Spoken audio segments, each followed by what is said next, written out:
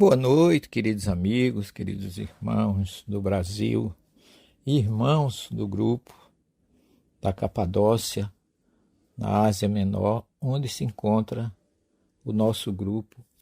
Hoje foi um dia diferente, onde ao despertar já se vê o céu cheios de balões de todos os tipos, multicoloridos. É um despertar maravilhoso. Sempre alguns do grupo fazem essa visão panorâmica lá do alto, 1.500 metros de altura, avistando toda aquela região da Capadócia, com seus vales, suas saliências, castelos, tudo naquele ponto em que os primeiros habitantes começaram a cavar ou escavar no solo os palácios, as cavernas, tudo. E eu fiz essa viagem panorâmica de balão com alguns do grupo e isso nunca mais saiu da minha memória, da minha experiência. E hoje o dia foi realmente de uma espiritualidade muito profunda, porque o grupo foi primeiramente visitar o Vale do Goreme, ou Goremê, como alguns chamam, conhecido como Vaticano da Capadócia. Ali começaram, a partir do século III e século IV, com as perseguições, a chegada dos primeiros cristãos naquele ambiente. Essa região é tombada como Patrimônio Mundial da Unesco desde 1984. E o Parque Nacional Vale do Goreme, ou Goremê, é um lugar indescritível. Você anda bastante, mas quando você chega ali, a primeira coisa que você encontra é a presença de um vulto daquela época chamado Basílio de Cesareia. Basílio foi um homem que nasceu de família muito rica, tinha os seus familiares eram inúmeros. Ele tinha uma irmã chamada Macrina, que tinha o mesmo nome da avó, e tinha 6 irmãos. E ele cresceu, depois que seu pai morreu, a primeira coisa que ele fez foi vender tudo que o seu pai tinha e dividir com os pobres. Então ele foi, a partir do ano 301 a 303, quando o imperador Diocleciano começou com as perseguições aos cristãos, a sua família foi se refugiar nas florestas do Ponto por 7 anos, tendo seus bens sido confiscados. Ele foi um jovem cuja infância e juventude foi marcada por muitos deslocamentos. Ele fez viagens pelo Egito, pela Palestina, pela Síria, Mesopotâmia, mas no ano 358 ele foi batizado pelo velho bispo de Cesareia chamado Diânios. Quando seu pai morreu, aí, como eu já falei, ele doou tudo que ele tinha aos pobres. E depois retirou-se em companhia de sua mãe e sua irmã Macrina. E foi viver em Anese, no Ponto, às margens do Íris. E depois ele teve pouco tempo de solidão e silêncio como eremita, pois foi ordenado presbítero e chamado à luta ou ao trabalho pelo seu bispo. Como sacerdote, ele conseguiu grandes autoridades, graças à sua atividade ascética e caritativa. É aqui que começa o importante lado espiritual desse homem. No ano de 370, com a morte do bispo Eusébio de Cesareia, que não é Cesareia marítima, mas da Anatólia, onde o grupo se encontra, ele foi eleito bispo e pastor 9 anos para ser chamado o Grande. Ele foi de uma dedicação aos pobres.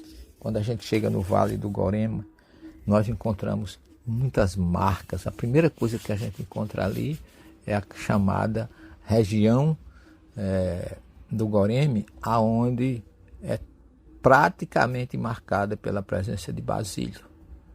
Tem um museu ao ar livre.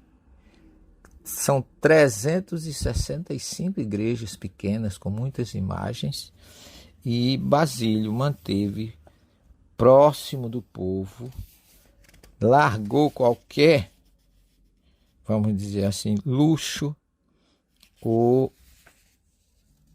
privilégio ou prestígio. Sempre foi uma pessoa que escolheu os pobres para viver com o povo em situação de miséria. Escreveu e pronunciou muitas homilhas em favor do povo sofrido. Mas a característica marcante de Basílio foi ajudar os pobres construindo hospital para acolher doentes, vítimas de epidemias, viajantes, estrangeiros e abandonados.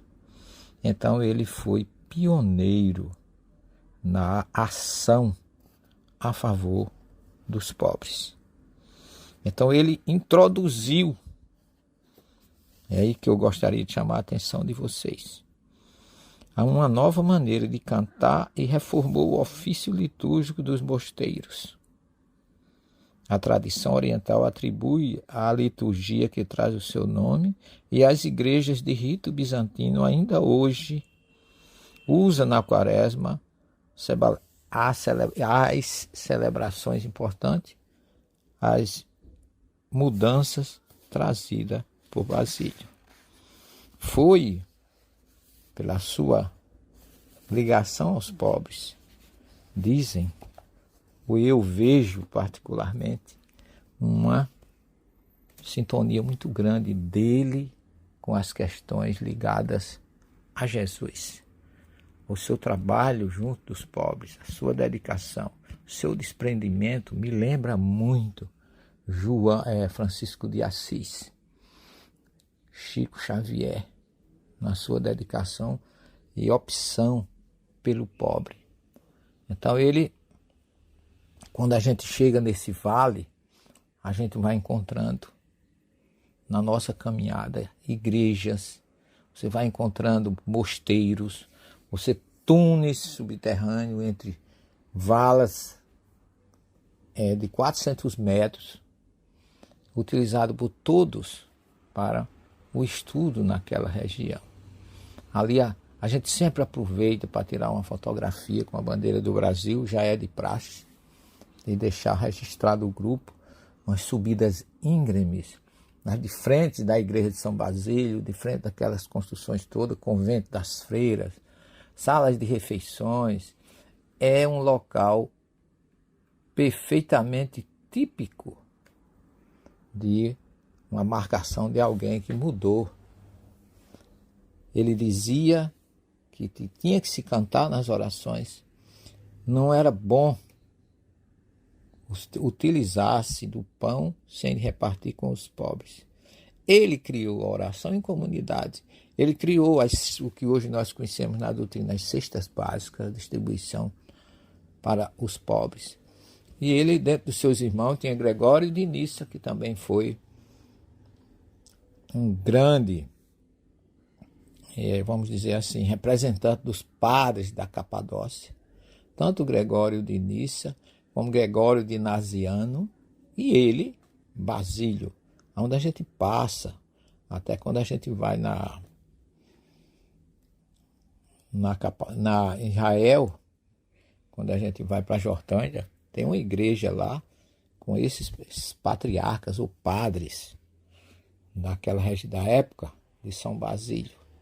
E eu não estou dizendo que seja, mas é preciso que possamos refletir que Basílio de Cesareia pode ser a continuação do trabalho de João Evangelista naquela região, reencarnado como Basílio, depois volta na Europa como Francisco de Assis, com a mesma característica de amor aos pobres, de comunhão com os que sofrem, os doentes. Francisco vem cuidando dos leprosos também, abandonando qualquer interesse material, também de família rica, e repete o que Basílio na Cesareia fez, na Capadócia, de doar tudo que seu pai deixou como herança para os pobres.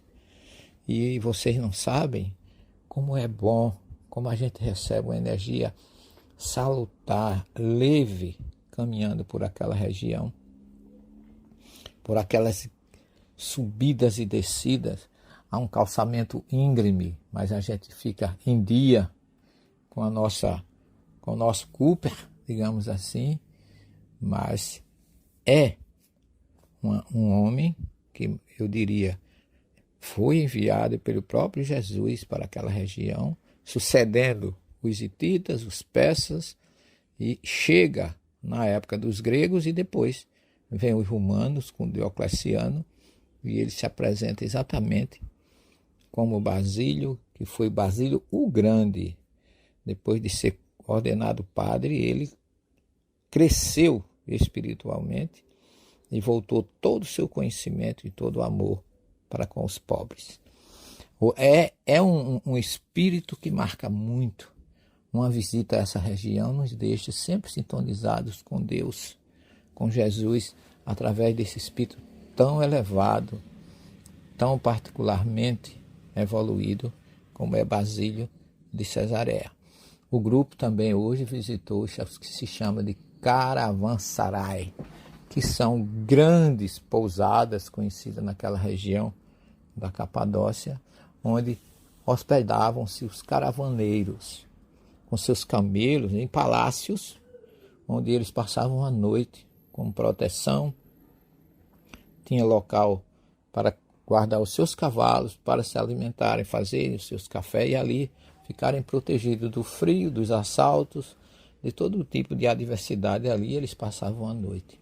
E ali também acontece hoje uma cerimônia criada por Mevlana, que chama-se os derviches girantes, onde eles entram numa espécie de transe mediúnico e ficam girando indefinitivamente, com a mão esquerda voltada para cima, erguida, e a mão direita para baixo, como se estivesse trazendo as energias espirituais para o ambiente.